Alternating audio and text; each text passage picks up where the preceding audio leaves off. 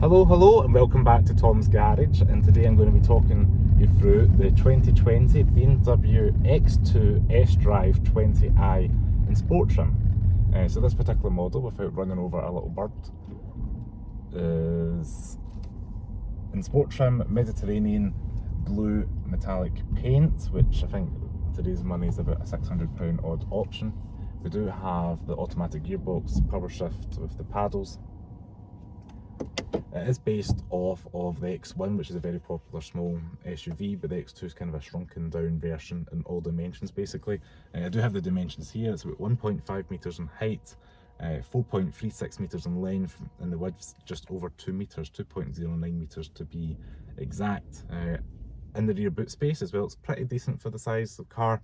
It beats things like the Lexus UX. We've got about 470 litres of boot space, and when you fold the seats you've got 1355 litres of boot space, and the seats do fold in that kind of 40-20-40 split, so if you're carrying skis or something long and you want that in the middle but still use the two outer seats, BMW gives you that flexibility.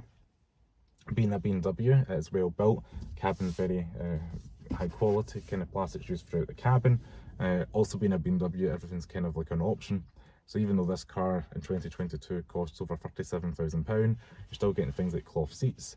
We're missing things out, like there's no parking camera, there's no heated seats in this, never mind heated steering wheel. We're missing a couple of other blank buttons down here.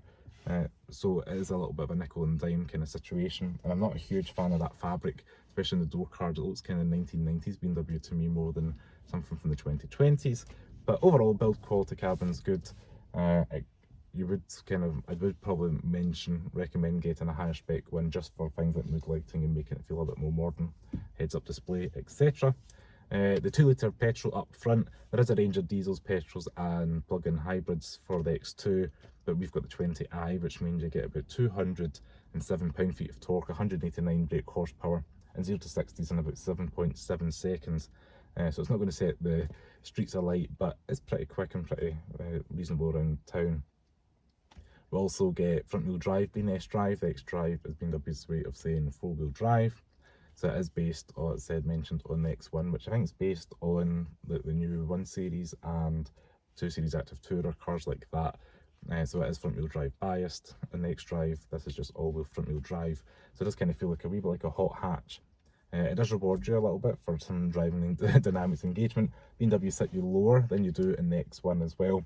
So again, it gives you that feeling of being a little bit more kind of that dynamic drive. I'm going to use that word again, just because you're sitting lower in the cabin. Some of my pros for the car are the dynamic drive again. I feel like you get a shot every time I say that word. We've got the quality cabin, as I mentioned. You've got a good driving position. iDrive is really easy to use. This is the 6th generation, so it does have the touchscreen, but it doesn't have like the little bit you can write on it. And it's not like the latest iDrive that's in the iX, for example. That is just, the iDrive system's kind of changed completely. We do have analog gauges with a black panel display down below. Everything's easy to read, clear. You can just jump in and go. Cruise control on your left, volume controls on your right, your automatic lights and wipers on the right hand side of the cabin. Everything's easy to kind of ergonomically just designed, easy to kind of identify what things are. I do like the fact, again, BMW can run your finger across those numbers 1 to 8, and that gives you those presets for your calls, your map, things like that. So overall, in 2022, the X2's starting to feel a bit aged, a bit dated, especially being an F-Series car, and this is called F39.